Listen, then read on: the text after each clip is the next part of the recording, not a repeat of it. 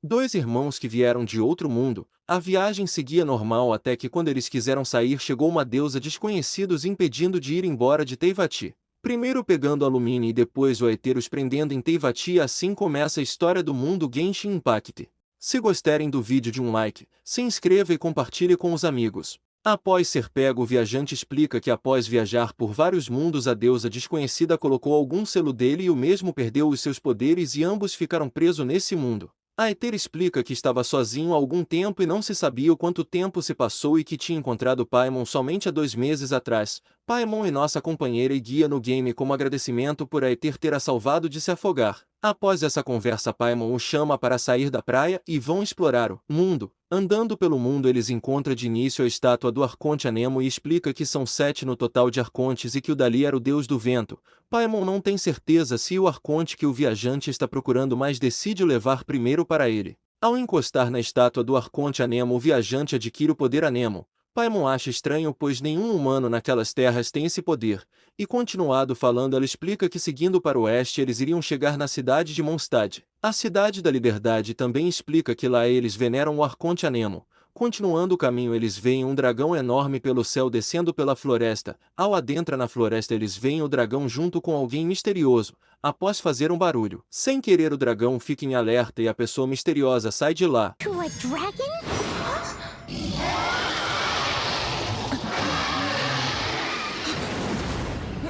Who's there?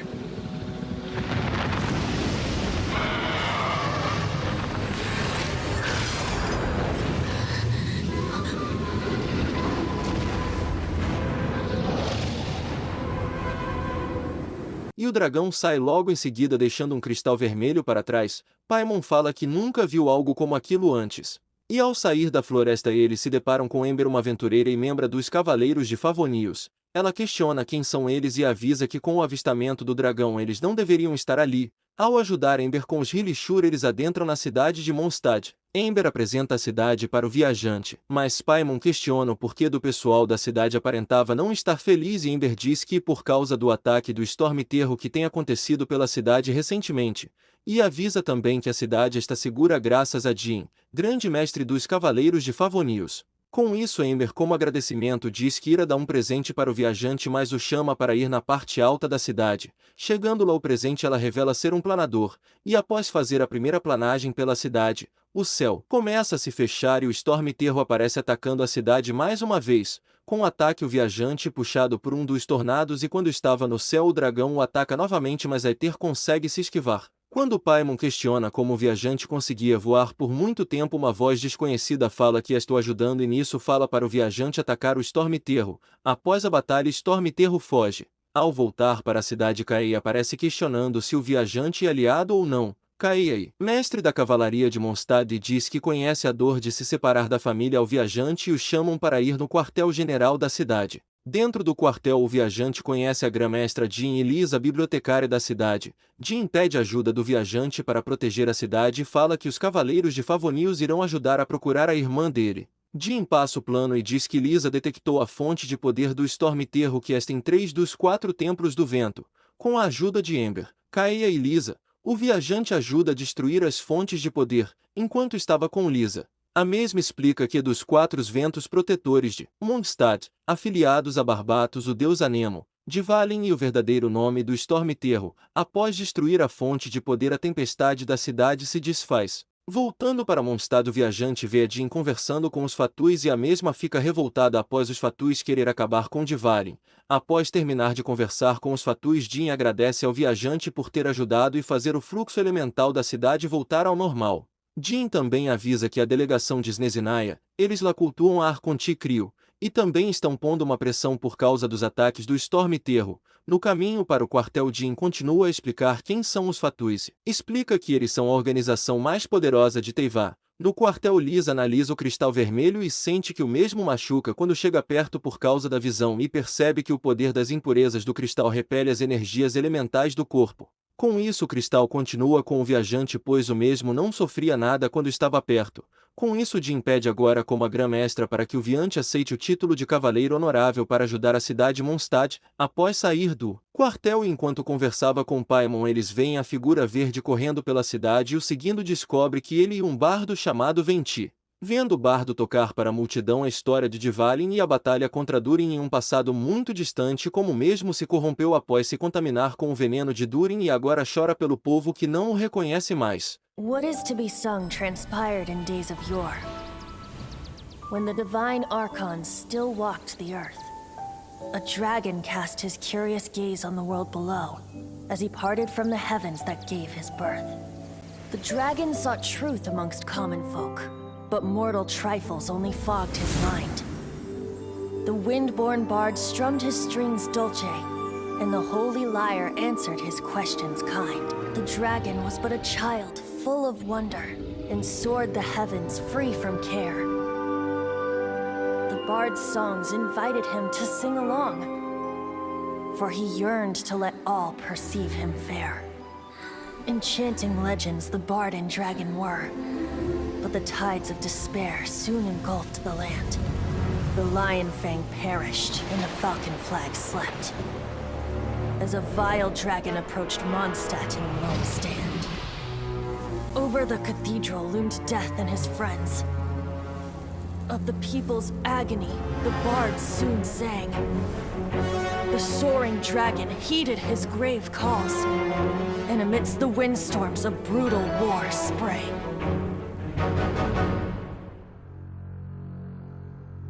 Blood of venom sent the sky dragon into slumber, only to awake to be expelled in abhor. Why do people in this age loathe me so? But the holy lyre replied no more. Wrath and woe, vigor and venom, poured from the dragon's bitter eyes.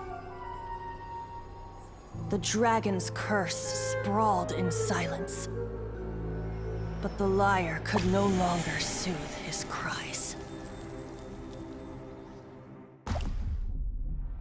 Enquanto conversava com o bardo, o viajante mostra o cristal, só que desta vez ele está purificado. Vendo isso, Venti entrega outro cristal e ao ver o viajante purificando, ele diz que irá ajudar Dvalin, mas tem um plano próprio para isso, e após isso ele sai, indo para a origem do vento. O viajante diz que Lisa tinha te contado sobre o Dvalin. Venti fica impressionado, mas avisa que ela errou em algumas coisas, e diz que por causa da sua degradação os feiticeiros do abismo, e explica que o abismo é formado por seres não humanos que odeiam a humanidade, e não se sabe o porquê deles serem assim e nem de onde vem esse ódio. Com isso Venti chama o viajante para a catedral para pegar a lira sagrada de Derimel. Na catedral Venti revela ser Barbatos e pede a lira emprestada, mas a freira não empresta. Com isso eles resolvem esperar anoitecer na troca de turno e o viajante entra nos fundos da catedral para roubar a lira. Quando iria pegar a lira, uma feiticeira fatua e rouba a lira sagrada e desaparece de lá. Nisso o guarda os percebe e a dupla foge de lá. Com a ajuda de Venti eles fogem para a taverna. Na taverna eles se escondem no segundo andar. Os guardas chegam lá mais de loucos à coberta. Questionando a dupla, Venti revela bastante informações confidencias a Diluc e o mesmo decide ajudar e avisa para eles se encontrarem no bar assim que fechar. Ao anoitecer ele se encontra com a Jean e dessa vez ela não está como Grã-Mestra. Ela avisa que com a pressão dos fatus está difícil e encontra uma solução pacífica com o Storm-Terro. Jean diz sabe aonde a lira está, mas também avisa que a povo de Snezinaia está atrás do poder do Arconte Anemo. Indo para o esconderijo dos fatus de Luke, o viajante recuperam a lira sagrada, mas antes de sair um dos agentes fatus avisa que ela se ignora ir atrás deles. Voltando para a taverna, Venti avisa que a lira está sem o poder Anemo e com isso ele não saberia se assim ele poderia invocar o Dvalin. Após colocar o cristal na lira mesmo a volta a brilhar, mas Venti avisa que ela está longe do poder total e após pedir para o viajante trazer mais cristais. Após recuperar mais 3 cristais eles se reencontram na adega do alvorecer e coloca os cristais na lira e a mesma recupera 100% do poder. Eles partem para o penhasco das estrelas cadentes. Lá Venti toca a lira e nisso Storm-Terro aparece enquanto conversava com o dragão. Um feiticeiro do abismo aparece e quebra a lira sagrada e falando que Venti o abandonou há bastante tempo e está tentando enganar de novo.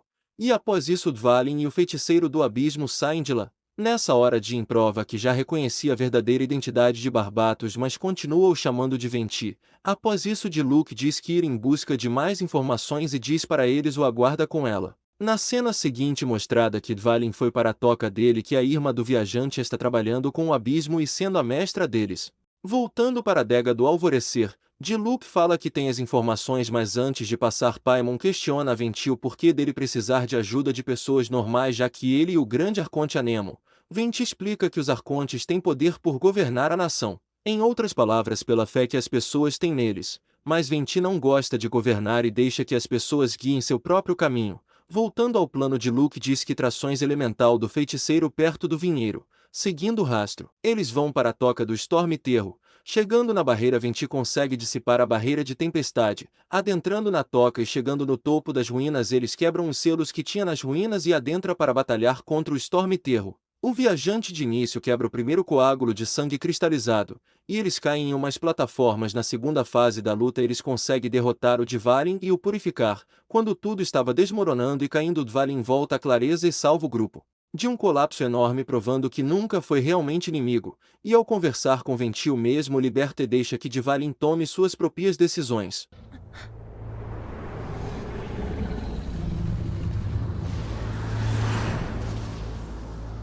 It's been a while since we flew like this together. Huh, Dvalin? Just now. Why? Why did you not ask me to protect you like the last time? Me not wanting you to listen to the Abyss Order doesn't mean that you have to listen to me. Freedom, if demanded of you by an Archon, is really no freedom at all.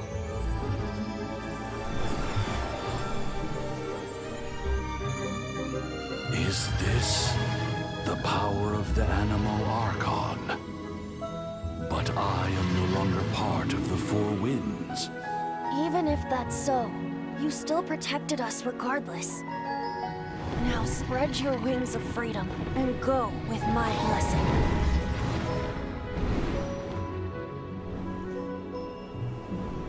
Um dia após se encontrando com Venti, Jin e Bárbara, ao devolver a lira, Bárbara fica desesperada e pede desculpas ao Arconte Anemo. Venti a conserta, mas fala que é apenas uma ilusão e diz para saírem de lá antes que a Bárbara perceba. Ao sair, Venti é atacado por dois agentes fatuis, mas o viajante o protege. Quando o viajante iria atacar os agentes, eles fogem, mas uma forte frente fria aparece congelando a perna do Venti. Os agentes fatuis reaparecem segurando o viajante. Com isso, e revelado que quem fez isso foi ela, se ignora a oitava dos 11 mensageiros fatuis. Com isso, quando Venti estava tentando se soltar, se ignora o ataca e roubando a gnose de Venti. E enquanto Venti tentava se levantar, a mesmo dali um chute, deixando o bardo inconsciente. E após isso se ignora sai falando para não deixar provas. Com isso os agentes deixam o viajante inconsciente.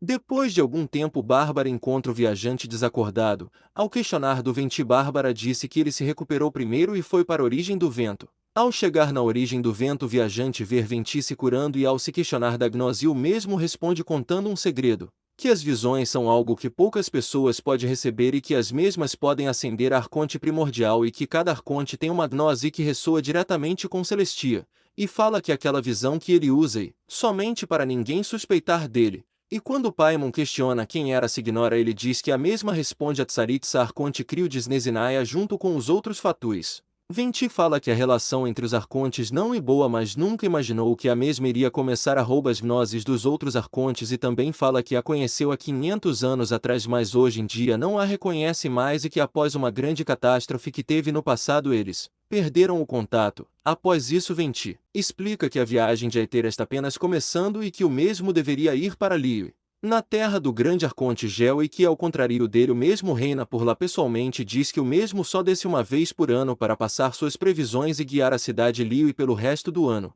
E fala que o evento desse ano que ele desce está prestes a começar, e também o alerta de se lembrar do real significado da jornada da próxima vez que partir para uma viagem e que aproveite as coisas boas da viagem. Quando o viajante questiona sobre a Ordem do Abismo, Venti explica que a princesa do abismo que estava por trás do plano de corromper o Dvalin e que também iriam usar ele como arma de guerra, mas Venti também fala que nunca ouviu falar de uma princesa da Ordem do Abismo. E após isso o viajante parte para Liyue atrás do Arconte Gel. Se gostar do vídeo, de um like, compartilhe e se inscreva no canal para mais vídeos de histórias de Genshin Impact, e até ao próximo capítulo.